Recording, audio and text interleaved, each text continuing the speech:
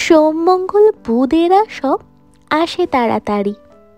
এদের ঘরে আছে বুঝি মস্ত হাওয়া গাড়ি। রবিবার কেন মাগো এমন দেরি করে? ধীরে ধীরে পৌঁছায় সে সকল বারের পরে। আকাশ পারে তার বাড়িটি দূর কি সবার চেয়ে? সে বুঝি মা তোমার মতো গরিব ঘরের মেয়ে। কবিতা শুনে হয়তো বুঝতেই পারছেন আজ রবিবার। এই সুন্দর রৌদ্রোজ্জ্বল রবিবারে আমরা এসেছি একটি সুন্দর ফুলের পার্কে ঘুরতে। যেদিকে তাকাই শুধু ফুল আর ফুল। সাদা লাল হলুদ রঙের ফুলে ছেয়ে রয়েছে পার্কের চারপাশ। কি অপূর্ব লাগছে দেখতে। এপ্রিল শাওয়ার ব্রিংস মে ফ্লাওয়ার, কথাটি আসলেই সত্যি। অজস্র গোলাপের ফুলে ছেয়ে রয়েছে এই গোলাপের গাছগুলো। সাদা লাল হলুদ গোলাপি কমলা রঙের ফুলে ছেয়ে রয়েছে সবগুলো গাছ। বাতাসে দোল খাওয়া এই গোলাপের গাছগুলো মনেও যেন আনন্দের দোলা দিচ্ছে। আমি যতক্ষণে ফুল দেখতে ব্যস্ত, আমার ছেলে ততক্ষণে প্লেগ্রাউন্ডে চলে এসেছে। এই ঘূর্ণায়মান দোলনায় চড়ে সে ঘুরপাক খাচ্ছে। আমার মনে প্রায়ই প্রশ্ন জাগে, আচ্ছা বাচ্চাদের কি মাথা ঘুরায় না? চারপাশে অন্যান্য বাচ্চাগুলো প্রজাপতির মতো ছুটোছুটি করছে। সবাই নিশ্চিন্তে খেলায় ব্যস্ত। এখানে বসে বসে ছোট বাচ্চাদের খেলা দেখতে দেখতেও ভালো সময় কাটে। পুচকোটা কি মজাই না করছে। আমার ছেলে এখন দড়ির তৈরি এভারেস্টে ক্লাইম্বিং করছে। তার বাবা পাশের বেঞ্চিতে বসেই ছেলেকে পর্যবেক্ষণ করছে। আমি ভাবলাম বাবা ছেলে এখানে থাকুক, আমি একটু পার্কটাকে ঘুরে দেখি, সাথে আপনাদেরও দেখাই। পার্কের ঠিক মাঝখানে এই সুন্দর ফাউন্টেনটি বানানো রয়েছে। ফোয়ারাটি এখন বন্ধ করা রয়েছে, তাই পানি পড়ছে না, কিন্তু পানি পড়া অবস্থায় এটি দেখতে খুব সুন্দর লাগে। চারপাশে যে যার মতো বসে সময় কাটাচ্ছে।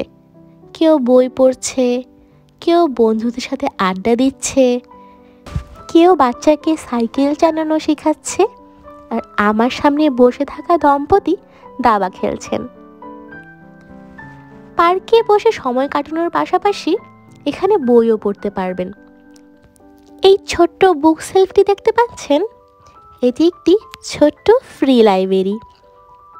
এখান থেকে বিনামূল্যে বই নিয়ে আপনি পড়তে পারবেন। এছাড়া আপনার পড়া কোনো বই এখানে ডোনেটও করতে পারবেন। ব্যাপারটি আমার খুব ভালো লেগেছে। ইতালির অনেক পার্কেই এ ধরনের ছোট্ট লাইব্রেরি দেখা যায়। চারপাশে সুন্দর হলুদ রঙের মার্গারিটা ফুল একটা এস্থেটিক ভাব দিচ্ছে। একটু সামনেই দেখতে পেলাম কলের নিচে কিছু পাখি খেলা করছে। এই কলগুলোকে সাধারণত ইতালিয়ান ভাষায় ফোন্তানা বলা হয়। এগুলো সবই ড্রিঙ্কেবল ওয়াটার। সাধারণ মানুষ এবং ট্যুরিস্টদের জন্য সবসময় এগুলো ওপেন করা থাকে। আজকের ওয়েদার খুব একটা ঠান্ডা না, 18 ডিগ্রি সেলসিয়াস চলছে। এতে এই পাখিগুলোর মাথা গরম হওয়ার অবস্থা। শীতের দেশের পাখি বলে কথা, 18 ডিগ্রি সেলসিয়াসেই তারা গোসল করতে নেমে গেছে। পাশেই পাখির পার্টনারও হেঁটে হেঁটে আসছে। সে হয়তো এসে বলছে, এই আর কত গোসল করবে, চলে আসো তো, দেখছো না এই দুষ্টু মহিলা তোমার ভিডিও করছে। কলের নিচে দাঁড়ানো পাখিটা হয়তো বলছে, তুমি এখানে পকপক করছো কেন, যাও ওকে তাড়াও। থাক বাবা, আমিই চলে যাই। এই সুন্দর গাছের ফুলগুলো দেখুন, দেখতে অনেকটা হিজল ফুলের মতো হলেও এগুলো কিন্তু হিজল ফুল না। আসলে এগুলো কি ফুল আমি নামই জানি না। দেখতে অনেকটা ব্রাশের মতো লাগছে। ওই যে বোতল ধোয়ার সময় যে ব্রাশগুলো ব্যবহার করি, অনেকটা সেরকম না? কেউ যদি এ ফুলের নাম জেনে থাকেন আমাকে জানাবেন।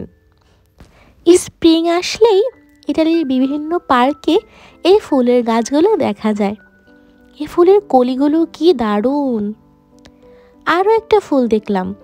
এই ফুলের নাম দিয়েছি বৈশাখী ফুল, কারণ আমি এর নামও জানি না। যাই হোক, এই ছোট্ট প্রজাপতির পাখার মতো পাপড়িগুলো সাদা আর লাল, তাই একে বৈশাখী ফুল বলছি। কি সুন্দর, তাই না? হঠাৎ মনে হলো আমি একটা বিড়াল দেখতে পেলাম, কিন্তু কাছে গিয়ে দেখি আরে এটা তো বিড়াল না, এটা একটা বিড়ালের মূর্তি। এই সেঞ্চুরি গাছের নিচে একটি ছোট্ট মূর্তি বানানো। দূর থেকে দেখলে এটিকে সত্যিকারের বিড়ালের মতো লাগে। পার্কে এরকম ছোট ছোট অনেকগুলো প্রাণীর মূর্তি রয়েছে, কিন্তু এই বিড়ালটা সত্যিই সুন্দর। আর কথা না বাড়িয়ে আজকের ভিডিওটি আমি এখানেই শেষ করছি। আবার দেখা হবে পরের কোনো ভিডিওতে। ততদিন পর্যন্ত আল্লাহ হাফিজ।